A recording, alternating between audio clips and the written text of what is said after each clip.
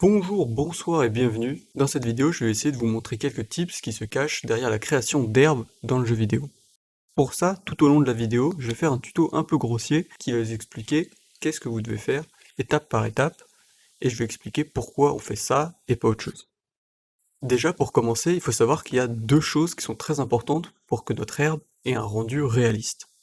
La première, c'est faire en sorte qu'il y en ait un maximum. Dans votre scène, quand vous voulez mettre de l'herbe, mettez-en vraiment beaucoup. Plus il y en aura, mieux ce sera. Après, tout dépend de votre utilisation de cette herbe. Si c'est pour un jeu vidéo ou un film, vous n'aurez pas du tout les mêmes besoins. Le jeu vidéo aura par exemple besoin de moins d'herbe pour accélérer les performances que par exemple dans un film où vous pouvez rendre frame par frame. Et la deuxième chose, c'est que votre herbe doit avoir un comportement cohérent dans son environnement. Notre première étape va être de définir comment est-ce qu'on voit notre herbe. Perso, je la vois de manière stylisée, comme ça va être plus facile pour vous à suivre, ça va demander moins de compétences, et le rendu sera pas forcément moins beau.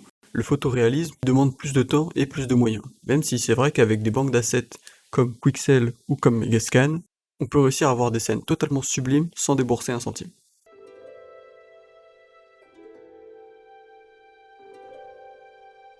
La première chose qu'on va devoir faire, c'est notre mèche.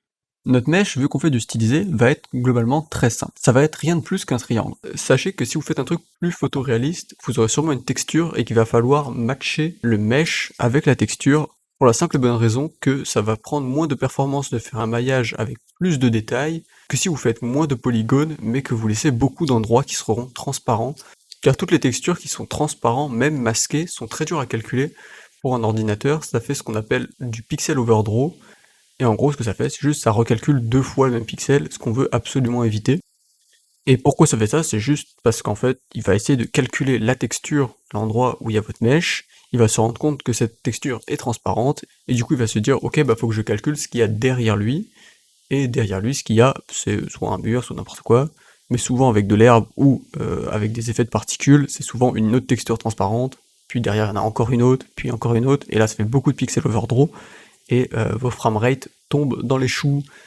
Mais bon voilà, dans mon cas, on n'a pas du tout besoin de se soucier de l'overdraw, parce qu'on va entièrement remplir notre triangle avec une couleur. En l'occurrence du vert, l'air foncé, tout ça. Par contre, ce qu'on a besoin de se soucier, pour nous aider dans nos comportements, on va avoir besoin de lui définir des vertex color. Le vertex color, qu'est-ce que c'est? C'est juste le fait d'assigner une couleur à un point dans votre mèche. Exemple, pour notre triangle, nos deux points à la base vont être noirs, et le point tout en haut, qui va être le top de notre brin d'herbe, va être en blanc.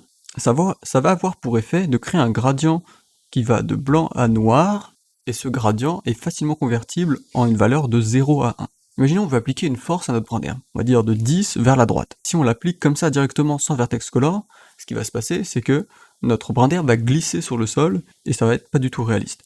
Mais par contre, on peut le multiplier par le gradient qu'on a eu de blanc à noir, du coup de 0 à 1, afin de faire en sorte que le haut du brin d'herbe se décale vers la droite, mais de moins en moins plus ça se rapproche de la base. Ça va être pratique pour un tas de choses, notamment le vent, l'héliotropisme et plein d'autres choses qu'on pourrait imaginer. Il y a un truc aussi que je trouve personnellement super stylé avec l'herbe qui est stylisée, c'est qu'on peut faire en sorte de ne plus considérer l'herbe comme un amas de brins d'herbe, mais plus comme une seule surface. L'intérêt de ça, c'est que du coup on a l'impression que tout est vachement plus smooth, et du coup ça ajoute un côté un peu ghibliesque à notre environnement que je trouve personnellement super beau. Vous pouvez juger par vous-même de toute façon en regardant les comparaisons que je vous mets à l'écran. Et pour faire ça en fait c'est assez simple, il suffit juste de prendre tous les vertex de votre mèche et de les pointer vers le haut. Ça va avoir pour effet que votre normale va être dépendante de l'orientation de votre mèche. Et du coup ça va être cool parce que quand on va la mettre sur notre terrain, elle va avoir la même normale que la face du terrain sur laquelle elle est posée. Et du coup, on aura vraiment cette impression comme si c'était juste une seule surface lisse, parce qu'elle a en fait le même lightning que votre terrain, qui elle est une surface lisse. Enfin bref, j'espère que vous avez compris.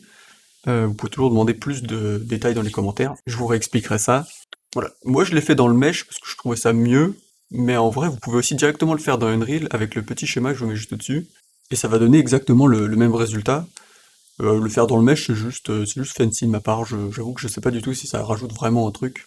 Maintenant qu'on a notre brin d'herbe, on va avoir besoin de faire une petite touffe de brins d'herbe, donc je vous invite à le dupliquer, faites des petites variations droite, gauche, haut, bas. Vous pouvez aussi le faire rentrer un peu dans le sol, ça peut être pratique pour éviter certains bugs, notamment si votre herbe est pas totalement bien placée ou dans une petite côte. Il arrive que le sol soit légèrement plus bas que le mesh, et du coup le fait de faire rentrer un peu l'herbe dans le sol, ça permet de faire en sorte qu'elle reste quand même cohérente, même si elle est mal.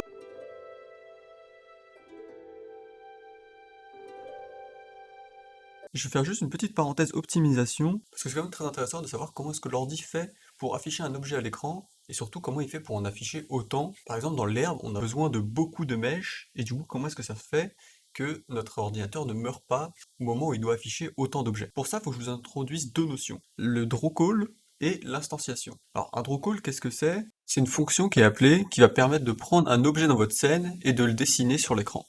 Et du coup, il est censé y avoir normalement un draw call par objet. Mais ça pose un sérieux problème, c'est qu'un draw call, c'est aussi ce qu'on appelle un appel système. Et un appel système, c'est un changement d'environnement.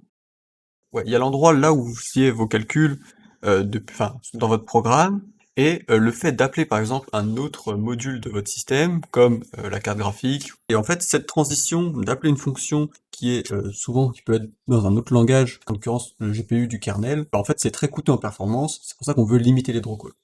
Et du coup, pour limiter les draw calls, on a ce qu'on appelle l'instanciation.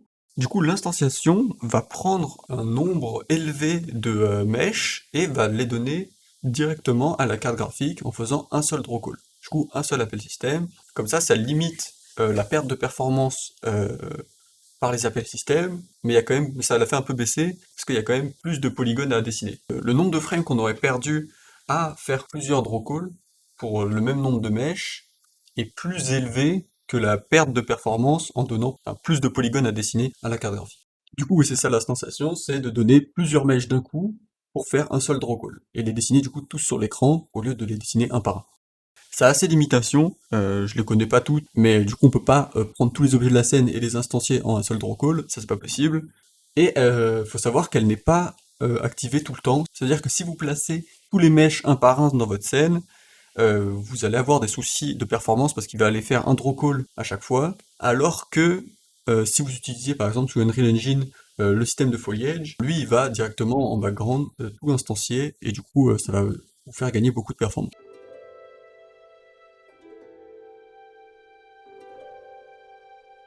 Ok, à partir de ce moment-là, on a fini de créer le mesh, et va falloir du coup créer tout ce qui est comportement afin de le rendre réaliste. Donc la première chose qu'on va faire, c'est qu'on va lui donner la couleur qu'a le sol. Ça va être super utile parce que quand on va créer notre terrain, on n'aura pas besoin de le faire manuellement, c'est-à-dire on va pas lui dire ah tiens là tu vas être vert, là un peu vert foncé, il va directement prendre la couleur du terrain et ça va être vraiment plus facile, on va gagner un temps fou, donc ça c'est cool.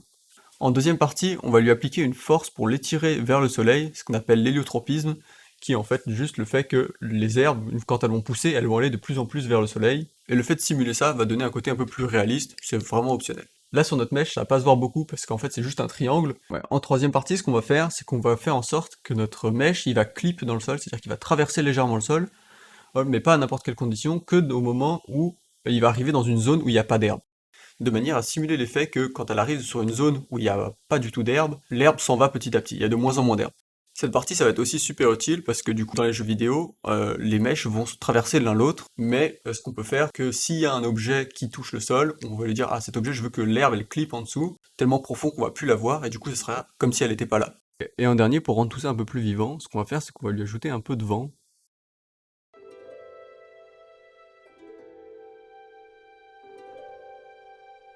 Maintenant qu'on a fini le comportement et qu'elle a l'air réaliste, faut que quand votre joueur y joue, il y ait une interaction avec cette herbe. Je vais pas trop rentrer dans le détail parce qu'il existe plein de techniques pour faire de l'interaction, et la mienne n'est pas du tout la meilleure, au contraire c'est juste la manière basique de faire de l'interaction, mais au moins ça vous permet de vous en parler.